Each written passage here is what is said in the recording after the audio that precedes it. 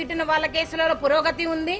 మరి కక్షపూరితంగా ప్రభుత్వం మీద, మరి అధికారంలో లేని ప్రభుత్వం మీద ఆయన చేస్తున్న చర్యలున్నాయి. కానీ సుగాలి ప్రీతి కేసులో ఎటువంటి పురోగతి లేదు.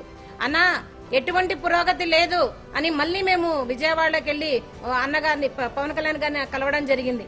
పవన్ కళ్యాణ్ గారు చెప్పారు, ఇంకా మేము ఈ కేసులో చేసేది ఏమీ లేదమ్మా, అప్పుడే అన్ని కేసులో తారుమారైపోయాయి, డిఎన్ఏలు కూడా మారిపోయాయి, రిపోర్ట్స్ అన్ని మారిపోయాయి, ఇప్పుడు నేను పోయి రిపోర్ట్స్ ని కలెక్ట్ చేయలేను కదా అని ఒక ప్రెస్ మీట్ లో చెప్పడం జరిగింది అన్నగారు. మరి అదే రిపోర్ట్స్ మేము 2019లో మీరు ఓడిపోయినప్పుడు చూపించిన రిపోర్ట్సే కదన్నా ఇప్పుడు కూడా ఉండేది. జరిగినది ఎప్పుడు 2017 నుంచి మీరు నిజంగా చెప్పారు తారుమారయ్యాయని. అవును, తారుమారయ్యాయి. ఎప్పుడు జరిగాయి? 2017 నుంచి 2019లో తెలుగుదేశం పార్టీలో మీ ప్రభుత్వంలోనే మరి జరిగాయని ఆ రోజు కూడా మీకు చూపించాను. ముద్దాయిలు టీడీపీకి సంబంధించిన వాళ్ళని మీకు ఫోటోలతో సహా, రుజువులతో సహా చూపించాను. అమ్మా అవేం కాదమ్మా, నేను చేస్తా అని మాట ఇచ్చిన మీరు మరి సుగాలి ప్రీతి కేసు ప్రతి ఒక్క ప్రస్తావనలో మీరు ప్రస్తావించి మీరు గద్దె ఎక్కిన తర్వాత, డిప్యూటీ సీఎం గారు అయిన తర్వాత కనీసం సుగాలి ప్రీతి కేసు ఏం చేశారన్నా అని మేము అడుగుతున్నాం. మరి అదే అడిగితే నా మీద మూకు దాడి చేపించారు జన సైనికులతో, వీర మహిళలతో, మరి వాళ్ళ ఇన్ఛార్జీల మినిస్టర్లతో, మంత్రులతో, గాద వెంకటేశ్వరరావు గారు లాంటి వాళ్ళతో నా హ్యాండిక్యాప్నెస్ ని, నా అవిటితనాన్ని మీరు ఎత్తి చూపించారు, నా కులాన్ని మీరు ఎత్తి చూపించారు. కానీ నేను ఏ దానికి భయపడలేదన్నా.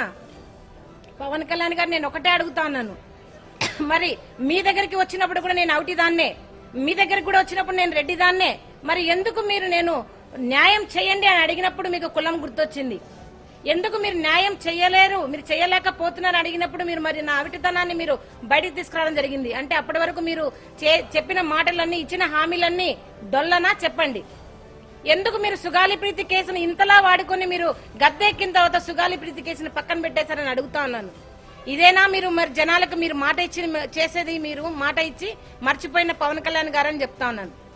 మరి ఇప్పటికి కూడా, ఈ రోజు వరకు కూడా మీరు మా మీద బాధితులలాగా చూడకుండా ముద్దాయిలాగా చూస్తూ నా కూతురు సుగాలి ప్రీతి మరణించిన వార్త కంటే మీరు మాకు పెడుతున్న బాధలే ఎక్కువయ్యాయి. మీరు మానసికంగా మమ్మల్ని చంపేస్తున్నారు, మమ్మల్ని మోసం చేస్తున్నారు. ఇప్పటికి కూడా ఈ కూటమి ప్రభుత్వంలో కొంచెం కూడా మరి చలనం లేదు. మరి పవన్ కళ్యాణ్ గారు నిలదీయాల్సినది 2019 నుంచి 2024 వరకు జగన్మోహన్ రెడ్డి గారిని మీరు అంతగా నిలదీశారు కదా, మరి అదే దాంట్లో ఒక 10% అన్నా మీరు కూటమి ప్రభుత్వాన్ని ప్రశ్నించి ఉంటే ఈ రోజు నా కూతురు కేసుకు ఒక సొల్యూషన్ వచ్చేది.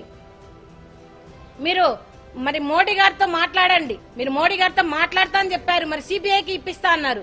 మరి మీరు చేసిన హామీలు ఎక్కడికి పోయినాయి? ఎందుకు మీరు సుగాలి ప్రీతి కేసును ఇంతగా మీరు మోసం చేయాల్సి వచ్చింది? కేవలం మీరు డిప్యూటీ సీఎం రాజకీయాల కోసమే మీరు సుగాలి ప్రీతి కేసును వాడుకొని మమ్మల్ని మోసం చేశారు.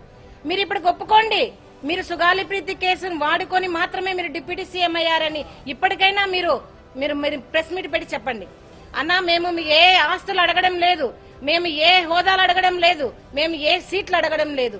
కేవలం మీరు పిలిపించుకొని 2019లో మాట ఇచ్చారు, అమ్మ మేము చేస్తాము, మీ కేసుకి న్యాయం చేస్తాము, ఫస్ట్ కేసు సుగాలి ప్రీతి కేసే అన్నారు.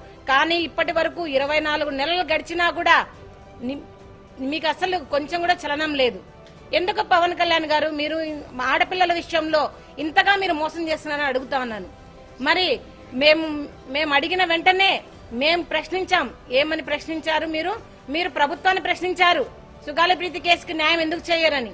మరి మీలాగనే మేము మిమ్మల్ని ప్రశ్నిస్తూ ఉంటే మీరు మరి పారిపోతున్నారు ఎందుకు చెప్పండి? మేము ఏవైతే